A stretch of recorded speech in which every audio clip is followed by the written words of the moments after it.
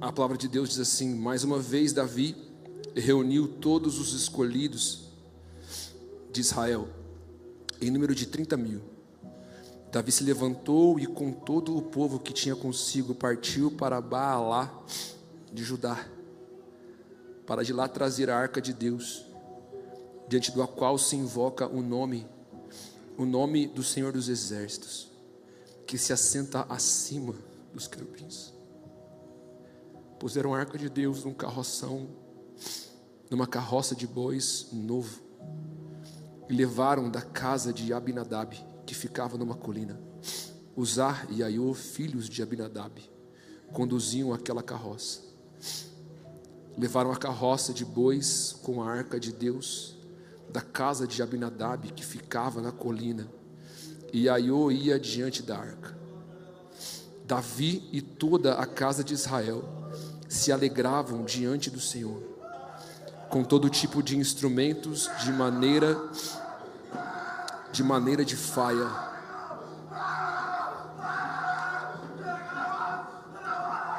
com harpa, liras, tamborins, pandeiros e símbolos. Verso 6: quando chegaram à eira de Nacon, Uzá estendeu a mão para segurar a arca de Deus, porque os bois tropeçaram. Então a ira do Senhor se acendeu contra Uzá, e Deus o feriu ali por esta irreverência, e Uzá morreu ali, ao lado da arca de Deus. Davi ficou irado, porque o Senhor havia irrompido contra Uzá, e chamou aquele lugar de Pérez Uzá, até o dia de hoje. Verso 9: naquele dia Davi teve medo do Senhor, e disse: como poderei levar comigo a arca do Senhor? Davi não quis levar a arca do Senhor para junto de si na cidade de Davi, mas fez com que fosse levada para a casa de Obed-edom, o geteu. Assim a arca do Senhor ficou na casa de Obed, o geteu, durante 3 meses, e o Senhor o abençoou e a toda a sua casa. Até aqui por enquanto. Sabe, esse é um texto muito conhecido de todos nós. Muito provavelmente você já deve ter lido ele ou escutado ele. E esse texto tem mexido com o meu coração, porque eu acredito que o que Davi viveu aqui no capítulo 6 tipifica um caminho que, se nós não nos atentarmos, nós também podemos trilhar. Aqui no capítulo 6 de 2 Samuel, só para contextualizar a gente, é o desdobramento de uma profecia. O plano de Deus está se desdobrando sobre o povo de Israel.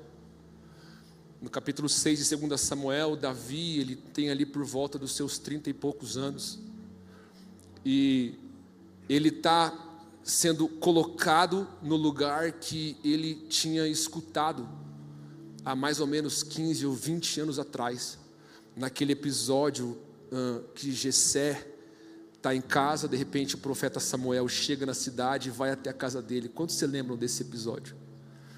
Samuel entra na casa, ele chama os filhos de Jessé, todos os filhos entram, faltava um, e Jessé manda chamar Davi, e ali Davi, ele é ungido rei sobre Israel. Só que ali, Davi, ele está com mais ou menos, sei lá, de 10 a 15 anos de idade. Pastor Pedro, você que é um grande erudito, mais ou menos isso. Ele era um garoto, mas a questão não era só a idade dele, a questão era que o Senhor tinha um plano para a nação, e mais do que isso, o Senhor tinha um plano para nós, amém? Porque se Davi não tivesse sido colocado nesse trono, de acordo com a profecia, enfim, ele precisava cumprir com isso. E aqui, muito tempo se passa, e aqui em 2 Samuel 6, Davi, ele está entrando nesse lugar. Ele já é um rei sobre a nação, todos reconhecem Davi como um grande homem, Ele é o homem que, quando voltava de uma batalha, a cidade inteira gritava o nome dele e saudava ele, dizendo: Saul matou 1000, Davi matou 10.000. Aqui no capítulo 6, Davi, ele está vivendo muito provavelmente um ápice, ou caminhando para um tempo de muitas conquistas. Nós vemos aqui no verso 1, Davi, ele estrala o dedo e ele levanta 30.000 homens para buscar a arca. Ele tem à sua disposição guerreiros, ele tem um poderio bélico, militar à sua disposição. Davi tem recursos na sua mão, dinheiro. Se Davi tivesse uma igreja, ou se ele fosse começar uma igreja, muito provavelmente ele estaria muito bem estruturado. E Davi, ele começa o reinado dele fazendo aquilo que de fato ele deveria fazer. A arca havia sido levada, não sei se você se lembra desse episódio, mas o povo de Israel sai para a guerra sem consultar o Senhor diz: eu não vou com vocês, e eles decidem ir, eles perdem a guerra, e a arca é levada. Nesse episódio que a arca é levada, um dos homens que estavam em guerra, ele volta, e o profeta Eli está sentado na frente da cidade, numa cadeira, e ele vê esse homem chegando, e ele pergunta: o que aconteceu? E esse cara diz: levaram a arca. E ele cai, ele bate a nuca e morre. Quando se lembra desse texto também, desse episódio. Fato é, Israel não tinha o principal. Israel não tinha a presença. Eu quero te lembrar, eu sei que você já sabe, mas nesse contexto, a arca de Deus simbolizava muito mais do que um lugar onde os homens iam para ter os pecados redimidos ou perdoados. A arca do Senhor era o governo da terra. O povo era liderado a partir desse lugar. E Davi, obviamente, sabe disso. E ele junta esses caras, ele vai lá buscar a arca, eles trazem a arca debaixo de muita alegria. E o texto diz que eles colocam essa arca num carroção novo, ou numa carroça nova. Fala comigo, carroça nova. Provavelmente, irmão, deveria ser a BMW da época. Devia ser um meio de transporte, talvez a melhor coisa que você poderia transportar alguma coisa de valor, era com certeza essa carroça nova. E nós vemos aqui, num determinado momento da jornada deles trazendo a arca, um boi tropeça, a arca cai. Um dos homens que está ali junto com essa arca, ele estende a mão para segurar, e quando ele toca na arca, o texto diz que o Senhor mata esse homem, pela irreverência dele. Sabe, nessa manhã, eu quero compartilhar com você sobre um aspecto que eu creio que como igreja nós precisamos nos atentar. Quando a palavra diz que Davi, ele traz a arca do Senhor, a aliança, a arca da aliança, num carroção novo, você precisa entender que Davi, ele não está simplesmente colocando a arca no meio de transporte bom. Se você volta nas Escrituras, você vai perceber que havia uma ordem muito clara quando o Senhor dá para Moisés os meios pelos quais a arca deveria ser levada. E a orientação do Senhor sempre foi que a arca deveria ser levada nos ombros, por homens específicos que estavam separados para esse serviço. E o que chama a minha atenção, amados? O que chama a minha atenção é a resposta de Davi no verso 9. Olha comigo aí. Naquele dia, Davi teve medo. E ele disse: como poderei levar comigo a arca do Senhor? E eu preciso te lembrar que o Davi, que chega diante desse cenário, dessa presença, dessa arca, é o Davi que, ainda garoto, era convocado para ir com o seu instrumento e tocar diante do rei para que o rei pudesse ser liberto de espíritos e de transtornos. O Davi que chega diante dessa arca e ele diz que está com medo e não sabe o que fazer, é o Davi que há tempos atrás saía para uma guerra e a espada ficava grudada na mão dele, tamanha era, sabe, o ímpeto que ele era tomado pelo Espírito. O Davi que chega aqui diante dessa arca, dessa presença, e diz para nós que ele não sabe do que se trata, é o Davi que diz: o Senhor é meu pastor, de nada eu tenho falta. Amados, a pergunta é: o que fez esse homem que viveu tantas experiências com a presença chegar num ponto de dizer: eu não sei o que é isso? Como eu disse no início, Davi, ele chega nesse ponto da história cercado de estrutura, cercado de bens, riquezas, homens, bons planos, excelentes projetos. E uma amostra para mim desse contexto é o carroção novo. Sabe, nós vivemos um tempo, queridos, onde muitas vezes corremos um grande risco de acharmos que porque temos estrutura, de acharmos que porque temos um bom som, boas canções, um time de louvor legal, um telão incrível, uma luz extraordinária, uns vídeos no YouTube muito bons, corremos um grande risco de acharmos que porque temos aparentemente uma grande estrutura, o Senhor está no que estamos fazendo. O meu ponto aqui é que ao longo da jornada, e eu vou ver isso com você nesse texto, Davi se perdeu. Davi deixou de olhar para alguns lugares que talvez seriam um norte para a jornada dele. Eu quero que você entenda, o meu problema não está na estrutura. Nós fazemos parte de uma igreja enorme lá em Londrina, que tem uma baita estrutura, telão, luz, esse não é o ponto. O ponto é quando isso começa a roubar o nosso coração, e a gente acha que porque temos isso, temos o Senhor.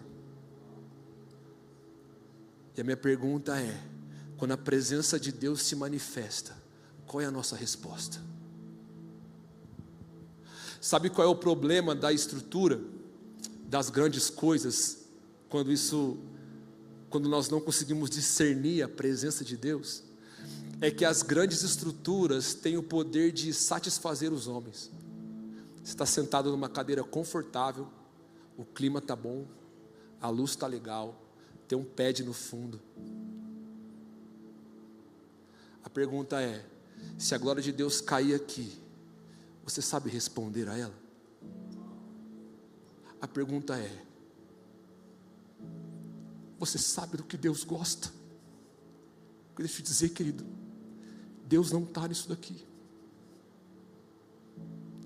A pergunta é: se a gente não tivesse nada disso, haveria fome suficiente em você para dizer: eu nada sou sem você, Senhor? A pergunta é: até que ponto todas as nossas estruturas, mecanismos, todos os nossos cargos, eu sei que eu estou falando aqui para líderes e supervisores, a pergunta é: será que muitas vezes a gente não está abraçando essas coisas, a gente está se esquecendo da essência? A pergunta é: se você não fosse um líder de célula, você serviria o Senhor de todo o seu coração? Se você não fosse um supervisor, um músico, um ministro, um cantor, você ainda babaria na gravata? Vocês estão me entendendo? Sabe, de alguma forma o Senhor tem feito algo com o Drops, e há um zelo no meu coração para falar disso. Eu não sei se você sabe, mas a canção É Ele, por 7 semanas, ela foi uma das canções mais escutadas no Brasil, no meio das canções seculares. no meio de músicas que falavam de promiscuidade, de pornografia, a ele estava em segundo lugar. Sabe, a ele e outras canções do Drops têm alcançado mais de 40 nações. Há um mês atrás, um veículo de comunicação musical, a Billboard, que é o maior veículo que ranqueia as canções mais escutadas no mundo, bateu na nossa porta para fazer uma entrevista e perguntar: como é que vocês fizeram isso? Deixa eu te dizer algo, eu não estou preocupado em manter o Drops num lugar de evidência. O meu temor é o tempo passar, eu estar diante do Senhor e Ele falar para mim: você se perdeu, você não ouviu, você não estava atento, você não teve olhos que enxergaram, ouvidos que escutassem, você se agarrou naquilo que os homens consideraram ser importante e bom. Sabe, e quantas vezes nós como igreja estamos olhando para esse lugar, querido, e assim como Davi, nós muitas vezes olhamos para a presença do Senhor e a gente não sabe como responder a ela. O Senhor não está atrás de simplesmente grandes ajuntamentos, grandes igrejas, grandes ministérios. Tudo isso é fruto, é decorrente de um lugar. Homens e mulheres que olharam para Ele e disseram: fala para a gente do que você gosta. Fala para nós, o que você precisa para se sentir amado, querido, desejado. A gente quer o teu perfume, a gente quer o teu cheiro. Você está me entendendo? O problema do carroção novo, assim como Davi disse aqui e fez, é que ele dá para mim e para você uma falsa sensação de valor. A gente começa a achar que o valor da presença está na estrutura, e o valor da presença está na presença. Cristo é suficiente, precisa ser, deveria ser. A gente começa a achar que o nosso valor está no nosso título. Eu sou o cantor que fez, é ele. Eu sou o cara. Eu sou um líder de célula, eu sou um supervisor. Queridos, títulos, mais uma vez, estruturas, tudo isso é fruto, brota de um lugar principal: amar o Senhor de todo o nosso coração. Você está comigo? Eu não estou acabando, mas eu queria que você fechasse os seus olhos. Nós precisamos sondar o nosso interior. E a minha pergunta para você nessa manhã é: você tem olhos que reconhecem o valor do Senhor? Você consegue ver o valor que Ele tem? Ou será que você tem colocado coisas entre você e Ele? Qual é o seu carroção novo? Quais têm sido as coisas que você tem julgado serem importantes, valorosas demais? Isso está te distanciando do valor que Ele tem. Ore ao Senhor.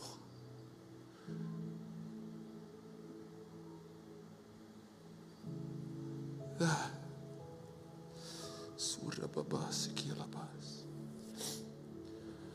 Rababás aqui alabás, contra alabás. E alabás contra alabás, e alabás aqui alabás. Abre os nossos olhos, Espírito Santo. Abre os nossos olhos.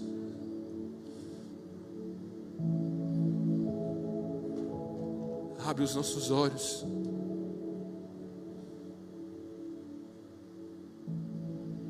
Abre os nossos olhos. Fale com Ele, vamos lá. Se eles soubessem quão lindo você é. Se eles soubessem quão lindo você é, deixariam tudo cais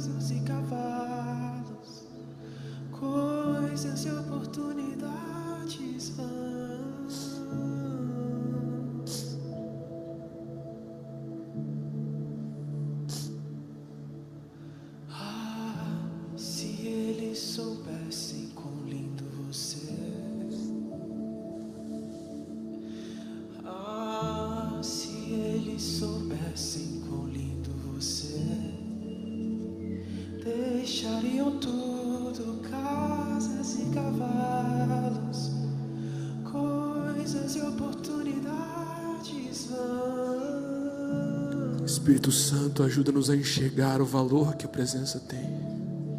Seu valor excede muito Abre os nossos as olhos. coisas desse mundo. Seu valor excede muito Faz-nos ver o valor que você tem, as Jesus. coisas desse mundo. Seu valor excede muito Ensina-nos a amar a tua presença as mais do que todas as desse coisas. mundo. Seu valor excede muito as coisas desse mundo. Sabe, o texto continua e eu quero que você e eu possamos entender o porquê do carroção novo. Como eu disse, lá atrás o Senhor já havia dito qual era a maneira pela qual Ele queria que a arca fosse transportada. Sabe, quando Davi coloca a arca nessa carroça, isso fala para mim que boas intenções não são maiores do que a obediência. Eu e você precisamos entender, a sua melhor intenção nunca será maior do que aquilo que Deus te disse para fazer. Então, por melhor que seja aquilo que a gente está fazendo, vivendo, a pergunta mais uma vez é: foi o Senhor quem pediu? Eu me lembro que alguns anos atrás a gente estava num acampamento de jovens com o pastor Pedro e a pastora Raquel, e o Senhor nos visitou naqueles dias. E foi um acampamento onde no primeiro dia a gente teve um problema com a energia. E bicho, era uma estrutura grande, tinha uma galera lá, tinham cultos para acontecer, a gente estava numa expectativa. E eu lembro de na primeira noite o pastor Pedro falar: cara, o que a gente vai fazer? Tipo, estava um cenário de guerra, não dava nem para tomar banho, não dava para fazer comida direito, tinha sei lá uns 300 jovens lá. Eu me lembro que na segunda noite a gente estava lá e o pastor Pedro e a pastora Raquel disseram: e aí, a gente tem um culto agora à noite, o que a gente vai fazer? A gente começou a entender, e o Pedro disse: cara, vamos olhar para o Senhor, pega um violão, acho que o Senhor está querendo nos ensinar alguma coisa. E queridos, a visitação de Deus foi tão palpável no nosso meio. Eu lembro que desde o primeiro dia, o segundo dia, a glória de Deus nos envolveu. E parecia que o Senhor estava gritando para nós: eu estou ensinando vocês um lugar de valor da minha presença. As estruturas são boas, eu tenho isso para vocês, mas vamos voltar. E queridos, até o final do acampamento foi impressionante. No último dia o pastor Pedro pregou, a gente estava ali derramando aos pés de Jesus, o Espírito Santo no nosso meio, a gente ficou ali bebendo da presença. Eu lembro que quando acabou, a pastora Raquel foi pegar o microfone para tentar ver se estava saindo o som, e eu lembro que ela pegou o microfone para encerrar o acampamento. Ela fez: alô, voltou a energia. Eu não quero ser místico, mas talvez já sendo, eu não duvido de até onde o zelo do Senhor pode ir, para que Ele possa capturar o meu coração e o seu coração. Sabe, o Senhor vai dar estrutura para vocês, já tem dado. São 21 anos, é muito tempo. Mas essa manhã eu quero te lembrar, há uma essência, há uma paixão genuína que precisa brotar do seu coração e do meu coração. Ele é uma joia de valor inestimável. O texto continua, e quando a arca do Senhor cai, e Uzá estende a mão e o Senhor mata ele, mais uma vez, isso demonstra para nós que em algum momento da jornada houve um abandono, ou eles se distanciaram do que o Senhor havia dito. Porque a ordem, como eu já falei aqui, era muito clara. Deus disse: levem nos ombros. Sabe, o fato de aí eu esticar a mão e tentar sustentar a presença do jeito dele, fala um pouco para mim de muitas vezes quando nós tentamos sustentar algo que Deus quer fazer, não na dependência de uma vida de obediência, mas sim na força do nosso braço. Sabe, a gente acha que o nosso plano é bom, que as coisas... E mais uma vez, a minha pergunta é: foi Deus quem disse? Você ouviu do Senhor? Essa figura do sacerdote segurando a arca, amados, deixa eu te dizer uma coisa: a última coisa que Aiô tinha que fazer era botar a mão ali. Então a pergunta é: sério, bicho, que você botou a mão? Tipo assim, na formação desse cara, tipo um tropa de elite assim. Eu imagino que os caras repetiam isso todos os dias: nunca toquem na arca. Vocês entenderam? Nunca toquem. O que vocês têm que fazer? Não tocar na arca. E a primeira oportunidade que o filho da mãe tem, o que ele faz? Ele toca. Sabe, havia uma maneira de conduzir a presença. Isso fala para mim sobre os aspectos da minha vida e da sua vida. Fala sobre disciplinas espirituais. Fala sobre eu e você aprendemos a ser um povo que é perseverante nos lugares onde não tem muito glamour.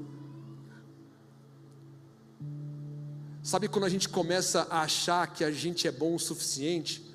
Quando a gente deixou de ir para o lugar que o Senhor revela a nossa miséria e Ele diz: olha só, sem mim você não pode fazer nada. Em outras palavras, meu irmão, o Senhor está atrás de um tipo de gente que se move com perseverança no lugar de oração, na leitura das Escrituras, numa vida de jejum. Não tem muito para onde correr. Nós vivemos numa era, eu não sei se você tem essa impressão, onde me parece que todo mundo está atrás de uma fórmula. Todo mundo quer saber como é que faz uma igreja, como é que faz para ser essa é a palavra. A gente vive num tempo onde a gente confundiu o que é relevância. A gente acha que relevância é você, sabe, ter um monte de seguidores no seu Instagram. Relevância é ter uma igreja lotada de gente, mas cheia de eventos sem sentido. Vocês estão me entendendo? Amados, relevância no reino de Deus não tem a ver com grandes números. Relevância no reino de Deus tem a ver com você saber aonde apertar o botão. Sabe, Deus tem planos, projetos, sonhos para essa igreja. Você crê nisso? Vocês já estão desfrutando disso, mas eu quero encorajar vocês. Vocês escutarão desses projetos, dos planos e sonhos do Senhor, nesses lugares mais ordinários. Uma vida de oração, uma devoção na palavra, uma vida de jejum, uma vida que diz: eu estou com fome, eu quero mais, Jesus.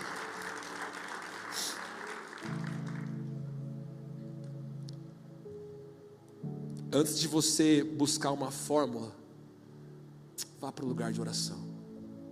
Ouça o Espírito.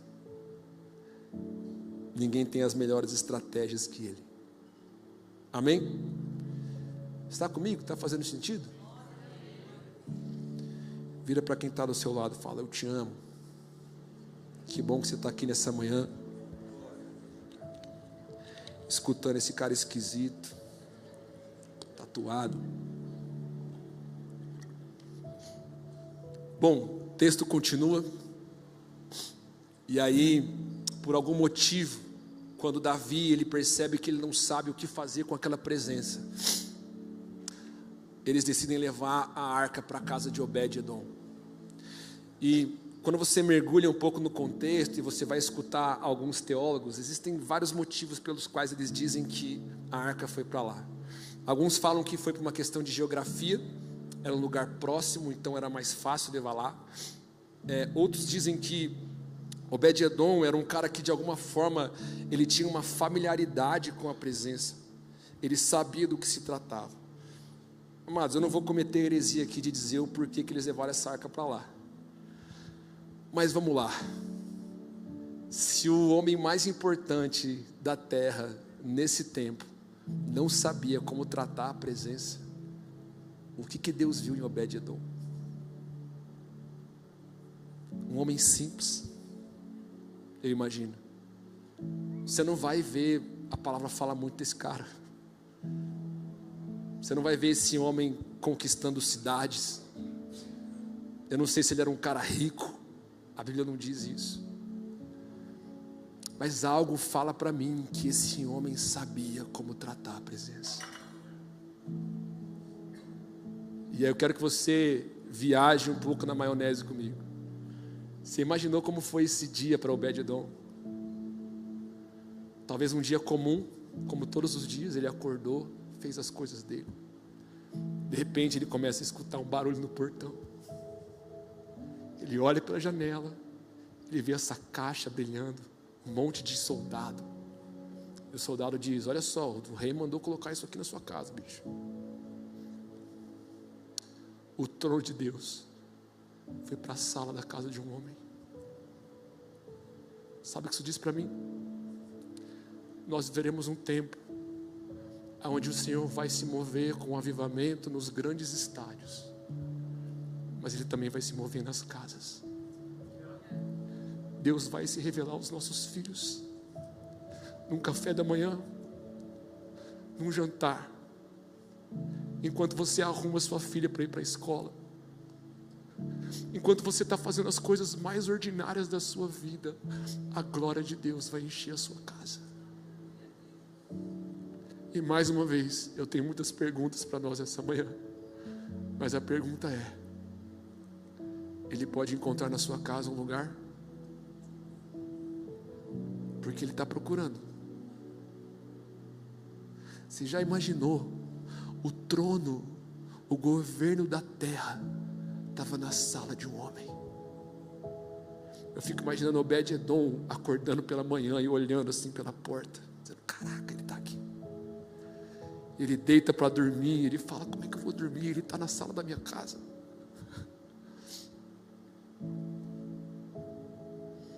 Amados, Deus vai e Ele quer se revelar nos grandes ajuntamentos. Hoje à noite a gente vai ter um culto aqui e eu estou com uma santa expectativa de que a glória de Deus enche esse lugar. Mas posso te falar, eu estou doido para chegar em casa amanhã, abraçar meus filhos. E vai que amanhã meu filho diz: papai, eu sonhei com um homem, ele era manso e humilde. Eu não sei você, mas eu não estou atrás de grandes coisas. Eu quero a glória de Deus na minha casa. Eu quero criar filhos que possam chegar lá na frente, e o que vai gritar no coração deles não é o fato de que o pai dele cantou uma canção que muita gente cantou. Eu quero que lá na frente ele olhe e diga: eu conheço a presença. Esse Deus que meu pai cantou, esse Deus que meu pai deixou a gente aqui em casa para ir servir, é real. Eu conheço Ele, os meus olhos o veem. Amados, papais e mamães, nada, nenhum bem, nenhuma herança material vai ser maior do que você criar filhos que conhecem e conheçam a presença.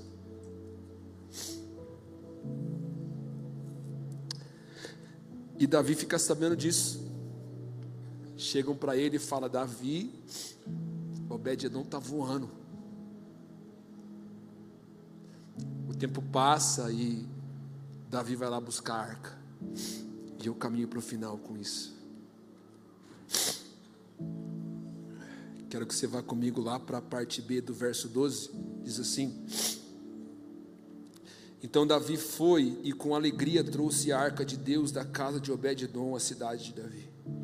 Quando os que levavam a arca do Senhor tinham dado 6 passos, Davi sacrificava um boi e um animal gordo. Davi dançava com todas as suas forças diante do Senhor. Ele estava cingido de uma estola sacerdotal de linho. Assim Davi, com todo o Israel, levou a arca do Senhor com júbilo e ao som de trombetas. Quando a arca do Senhor estava entrando na cidade de Davi, Mical, filha de Saul, olhou pela janela, e ao ver o rei Davi que ia saltando e dançando diante do Senhor, ela o desprezou em seu coração. Levaram a arca do Senhor e a puseram no lugar, no meio da tenda que Davi tinha preparado para ela. Então Davi trouxe holocaustos e ofertas pacíficas diante do Senhor. Depois de trazer os holocaustos, ofertas pacíficas, Davi abençoou o povo em nome do Senhor dos Exércitos, verso 19, e repartiu a todo o povo e a toda a multidão de Israel, tanto homens como mulheres, a cada um bolo de pão, um pedaço de carne e passas. Então o povo se retirou, cada um para a sua casa. Quando Davi regressou para abençoar sua casa, Mical, filha de Saul, saiu ao seu encontro e lhe disse: que bela figura fez o rei de Israel no dia de hoje, descobrindo-se diante das servas de seus servos, como se descobre um sem vergonha qualquer.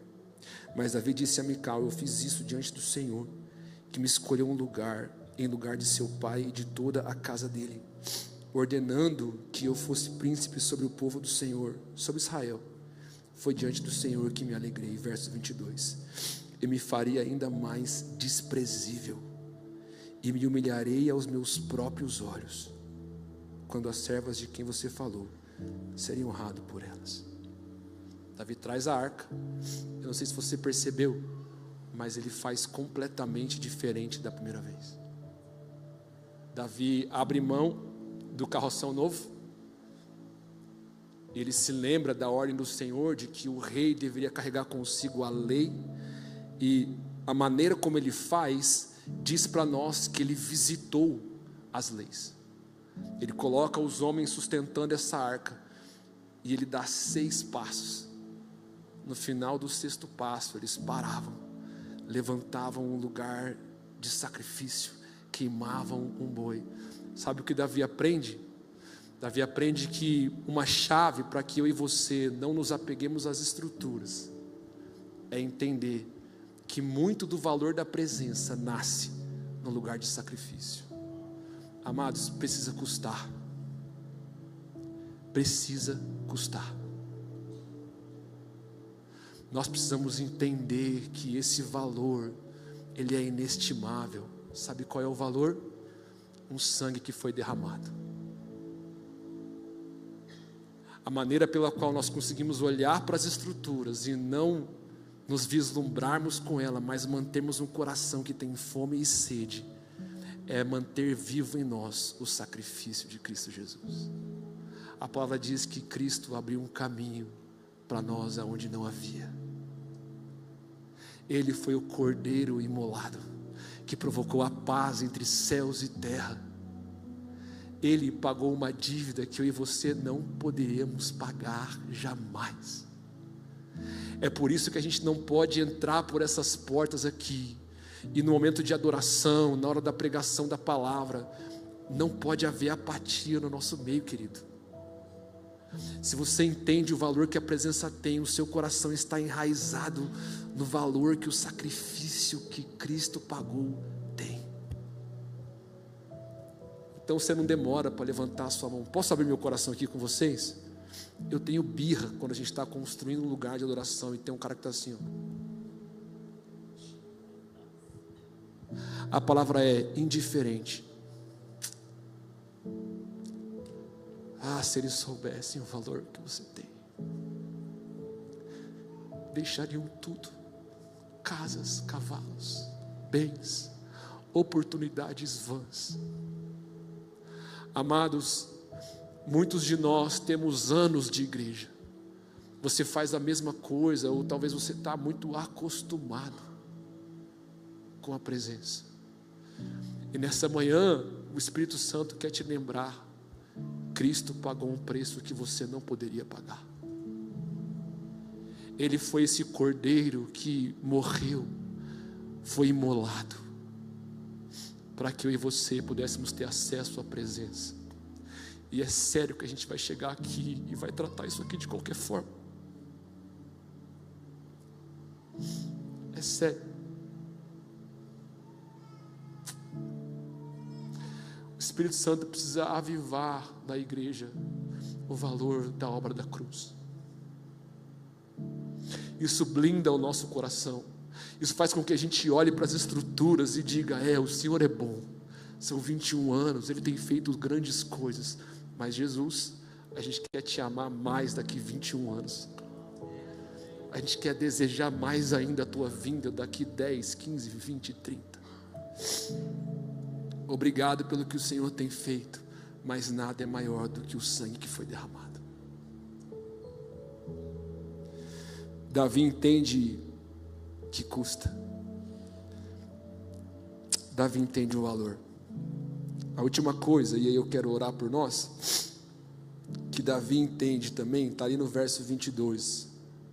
Quando Mical questiona a maneira pela qual ele traz a presença, Davi diz: e me farei ainda mais desprezível, e me humilharei aos meus próprios olhos. Nós vivemos em um tempo onde muitos homens batem no peito e digam: esse ministério é meu, eu sou um grande homem de Deus. Quando Davi entende o valor da presença e o que Deus estava fazendo no meio do povo, ele diz: eu vou me humilhar ainda mais. E a palavra que ele se autodescreve é desprezível. Você entende? Amados, a glória de Deus não pode habitar em um lugar onde existe ego demais de homens. O Senhor não divide a glória dele com ninguém. Não se confunda. Grandes ministérios de homens que batem no peito, se vangloriando, nem sempre é sinal de que Deus está ali. Deus está à procura de pessoas que, quando a glória deles é revelada, esses homens e mulheres olham para essa glória, respondem a ela e digam: eu sou desprezível, e eu vou me rebaixar ainda mais. O lugar mais alto que você pode chegar é aos pés de Jesus. Não confunda achando que porque o seu ministério frutifica, se você não ocupar os pés de Jesus, isso não significa nada. E eu sou o primeiro a me incluir nisso. Amados, esse tem sido o meu zelo, o meu temor. Senhor, me livra de construir as coisas que o Senhor não me pediu para fazer. Me livra de caminhar conforme o vento e não discernir os tempos e as estações. Me livra de achar que eu preciso sustentar a tua presença com as minhas músicas, as minhas canções, com aquilo que eu tenho. Nem sempre será assim. Eu quero ser achado fiel. Feche os seus olhos. O que eu sinto nessa manhã, e eu preciso ser sincero com você, não é um apelo muito fácil de fazer,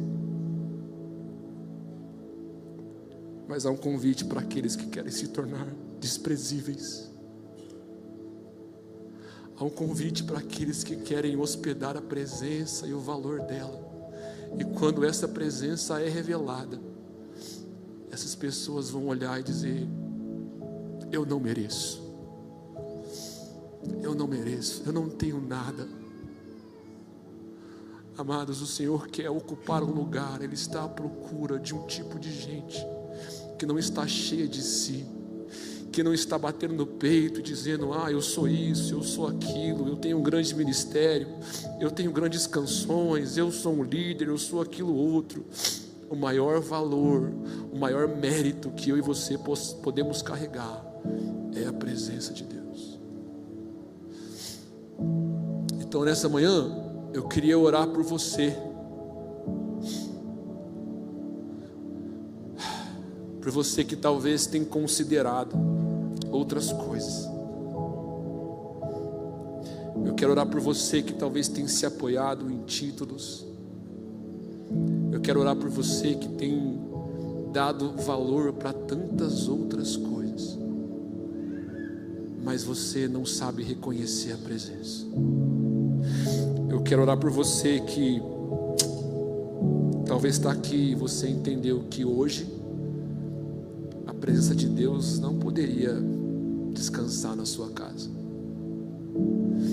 A boa notícia é: ainda há tempo.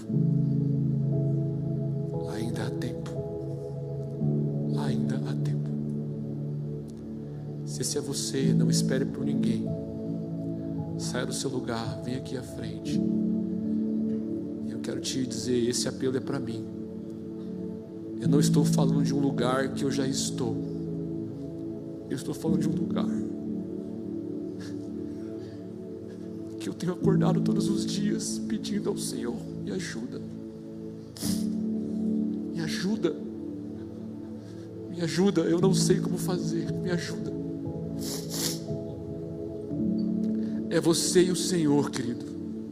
É você e o Senhor. Você não depende de mim, você não depende de alguém que ore por você.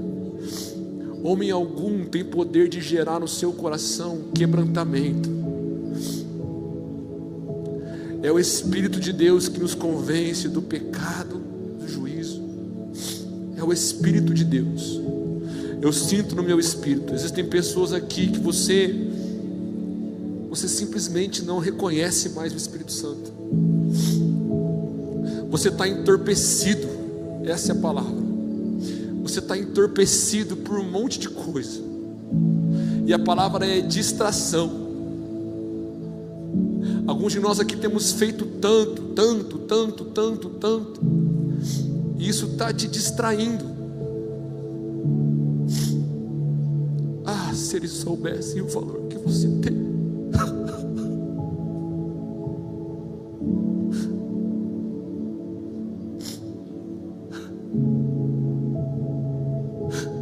Ensina-nos a reconhecer o teu valor, Jesus. Leva-nos de volta a esse lugar. Naquele grande dia nós não poderemos te entregar simplesmente ministérios, coisas que as nossas mãos construíram. O Senhor quer nos encontrar naquele grande dia com um coração ardente, carregando a mesma expectativa. Por favor, Espírito de Deus, gera isso em nós. Gera isso em nós. Vamos lá, é você e o Espírito Santo. É você e o Espírito Santo.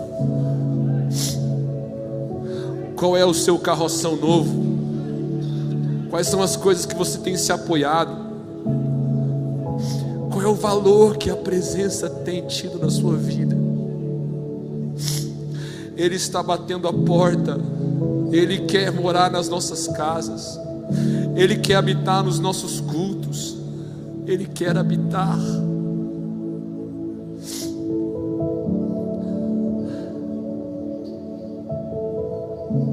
Salmo 132, Davi diz: eu não darei descanso aos meus olhos, sono às minhas pálpebras, enquanto o Santo de Israel não tiver lugar para habitar. Você entende? Isso toca no nosso conforto, querido. Isso toca no nosso comodismo. Você não serve porque você é um líder de célula. Você não serve porque você é um supervisor. Você não faz o que você faz na igreja por conta do título que te deram. Você faz porque você foi batizado com um senso que diz: eu não posso descansar enquanto Ele não descansar. Ele nos deu o privilégio de construirmos uma morada, de como corpo, como igreja, sermos o lugar da sua santa habitação. Mas nós precisamos fazer um caminho.